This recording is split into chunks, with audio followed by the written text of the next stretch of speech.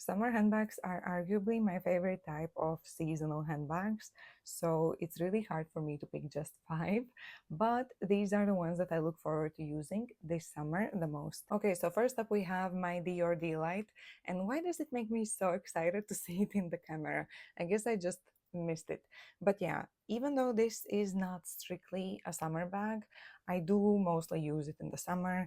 I think it can be definitely worn in spring, maybe even early fall, but she gets the most use in the summer. I've only had this bag for a year. I got it last year just before the summer, and it immediately became one of my most used bags. And I was actually quite surprised by that because initially I was quite scared to buy it just because of the size. This is not a size that I would usually go for. To me, this is a big bag. Like I would normally big bags that are half of its size. So I was quite worried, but I don't know if it's the shape of it or what, but it doesn't feel as clunky and big as it looks. I definitely consider this as a very functional bag because, first of all, it fits everything that I need and also everything that I don't need. It is also a very comfortable bag to carry. You can carry it as a top handle bag, but I mostly carry it on the crook of my arm. It is very comfortable to use it this way. Then I also really like the fact that there are no logos on this side of the bag. So if you want something that is still statementy but without a big logo, you can just turn it around and there is literally nothing there, but it still looks beautiful. But if I could complain about something, it would definitely be the strap. I don't think that I even have it inside of the bag. I think that I keep it in the box. Yeah, I'll insert maybe like a picture or a video of it, but it definitely feels poor quality compared to the rest of the bag, and it should be adjustable. After the price increases that happened last year, and considering what this bag costs right now, they really don't have an excuse for the strap not to be adjustable anymore. So Dior, please do better. Other than that, I really don't have anything else to complain about. I think that the quality has been good. I think it's an absolutely beautiful bag. It's been easy to style. I love wearing it with like an all-white outfit. An all-white outfit in the summer with this bag is like it's perfect. So yeah, I definitely recommend this one. Moving on to the Jacquemus Le Panier Soli basket tote bag. Probably butchered the pronunciation, but let's ignore that. This is a bag that I had zero expectations from. I just got it because of the pink details. For some reason, I really like them. Don't ask me why. I still don't know. But yeah, I had no expectations from it, and I thought that I was crazy to buy it, to pay so much money for it, because this is just like essentially every other basket tote. It just has this pink leather square and the pink details, but other than that it's just a simple basic basket tote. But it turns out that it's nice to have a good quality basket tote bag, because I have thrown this bag around everywhere. I have traveled with it multiple times and it basically looks brand new. The quality of it has been amazing. Now, what I like most about it is that it has a lobster clasp for closure. Let's ignore my travel items. I still have some travel pouches inside from the last time when I traveled. But yeah, it has a lobster clasp, so it kind of helps with securing the things inside. Then it also has these nice, good quality, sturdy handles. And it also comes with two long straps. So you can use this as a shoulder bag as well. So comparing it to other basket totes like by Celine and Loewe, which are, by the way, more expensive and less functional, to me, this is a clear winner. Also, keep in mind that discount codes are often valid on Jacquemus bags on websites like My Teresa and 24S, so it is very likely that you can get it with a discount. I believe I bought it from Louis Roma and I also got like 30% off or something. So definitely sign up for notifications and then get it with a discount if it's something that you're interested in. But this is definitely one that surprised me a lot with the quality, and I have definitely enjoyed using and would highly recommend. Another tote that I have loved using is the Prada Rafia tote bag, and this is another one that really surprised me. I am very impressed with the quality. I have used it, I think it's already been for 2 summers that I have used it, and it basically looks brand new. Like, I don't see any wear and tear on it, and it has been through everything. It has been thrown around, it has been by the sea, by the pool, with water, sand, like everything, and it looks basically brand new. I'm not gonna talk too much about it because I know that I raved about it a lot last year, but I think it just works because it has a lot of classic motifs. For example, it has the black logo against the beige raffia, and so it can be literally styled with absolutely everything. But the main reason why I think it has worked so well for me is because it is so slouchy and collapsible.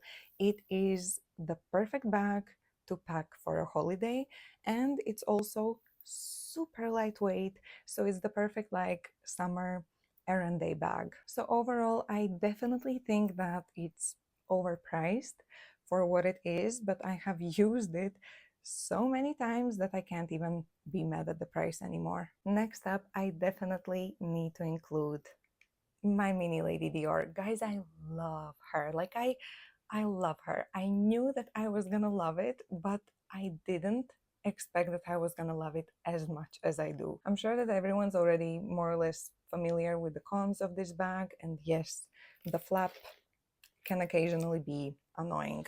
The charms, they do make noise, and the handles, they are not always standing upwards.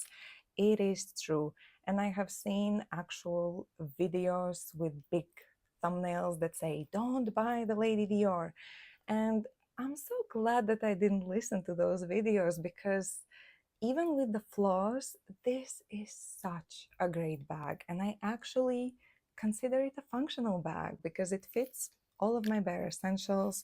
It fits an iPhone Pro Max.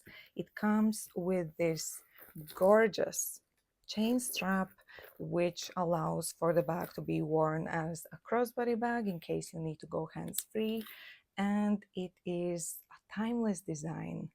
It is easy to style, so I don't know why people complain about it as much as they do, because I have zero complaints. And as a matter of fact, the one thing that impressed me the most was the quality. Like, when I felt it, I knew that it was good quality. But now let me tell you what happened. Recently, I took this bag with me on holiday, and there was this one day when I wore a red lipstick. And in hindsight, probably it wasn't the best idea because it was a very windy day. So, of course, because of the wind, my hair kept going into my mouth onto the red lipstick. And of course, I would use my hands to remove it. And because I don't really usually wear red lipstick, I would forget that I have red fingers from my lipstick. And I would touch this bag with my red lipstick fingers. I know. And then I went for a coffee, and I saw that this bag, this beautiful, precious white mini Lady Dior, was covered in red lipstick stains, and I just panicked. And what I did was I got a tissue with just a little bit of water so that it's not soaked but just a little bit damp, and I started rubbing the leather. I know it sounds crazy, I know, like, I don't know why I did that, but it was like an instinct, and all the lipstick stains went off. Like, what? And even better, there were no water stains on the leather. And you guys may remember that I have a very bad history with water stains with my Chanel mini rectangular flap in pastel yellow. That bag is still damaged because of the water stain, But this one, it didn't, like the water, of course, it wasn't soaked. It was just slightly damp, that tissue paper. But still, it didn't leave any watermarks. And it removed the lipstick. And I was like, how? Because I when I saw the red lipstick stains, I thought that they're going to be onto the bag, like on the bag for forever. But I just removed them with such ease, and you can't see anything. Like, I dare you to find where were the lipstick stains. Like, there is nothing, nothing. The bag looks brand new. So yeah, the quality, I am shocked. I am honestly so happy with the quality of this bag that I can't say a single bad word. And then of course, I also wouldn't recommend wearing red lipstick on windy days when you have a white bag. You know what? I'm gonna put the bags over there. Look at these two beauties. I mean, come on. Isn't that a dream come true? Look at them, so pretty. Why didn't I keep them throughout the whole video over there? Anyway, moving on to the final bag. This one I actually keep in the dust bag at all times, and you will see why. So here she is, my Louis Vuitton Nano Speedy in the baby blue vernis leather. And this is, I would also consider this as an all-season bag. I think that you can wear it throughout the whole year, but I do believe that I'll get the most use of it in the summer. Okay, and now let's talk about the bag, because I may be the last person on the Louis Vuitton Nano Speedy fan club train, but I am finally on that train because you guys, this is such a great handbag. I have enjoyed using it so much, and I think it's just because it's so small and cute, but at the same time, it is such a functional bag. It fits everything I need, including an iPhone Pro Max. It can be worn in 3 different ways because of the strap, which is also, by the way, absolutely beautiful. It comes with like these little charms, super cute. And then of course, baby blue is the perfect, like, subtle pop of color for any outfit. So if you feel like adventurous but not too adventurous, this is the perfect pop of color for that outfit. There's mainly just one con with this bag, but it's a big one, and it's the fact that it's made of delicate materials. Even if I get lucky, and considering how unlucky and clumsy I usually am, it is not likely to happen, but let's assume I get lucky and I manage to keep it out of harm's way. Vernis leather will still very likely change color, as well as the vachetta leather, which is what the handles are made of. So far, luckily, I have had very good experiences with the vachetta leather. Once I got a little bit of oil on the vachetta leather on a different bag, but I managed to clean it and it didn't leave a stain. Like, the whole piece of vachetta leather was darker than the rest of the bag, but it was even. So it wasn't like there was one drop of oil. It was the whole, like, logo flap thingy that changed color. So it wasn't so bad. But on the parts that I have not damaged and that have aged naturally with the sunlight, they have aged beautifully, and you can even barely tell that they have aged at all. So as far as vachetta goes, so far so good. But with the vernis leather, people are very split because, as you may already know, the blue vernis leather, it was a re-edition. It had already been released in the early 2000s, and opinions are very split.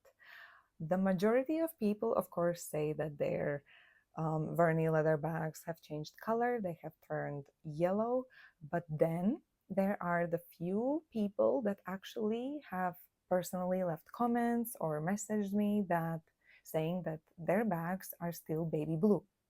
So it's very uncertain, and I guess we will see with time. Of course, if you're scared of this particular leather, Louis Vuitton constantly releases the Nano Speedy in many different colors. Like the most recent one I think I saw was in the like the new watercolor edition, and I'm pretty sure that there's going to be many new ones for the summer. So just keep your eyes open, because I highly recommend this bag. I think that it's one of the best bags by Louis Vuitton. Okay guys, so I really hope that this was somewhat useful. If you have any other questions, please let me know in the comment section below. As always, thank you so much for watching, and I hope I'll see you soon again. Stay safe everyone.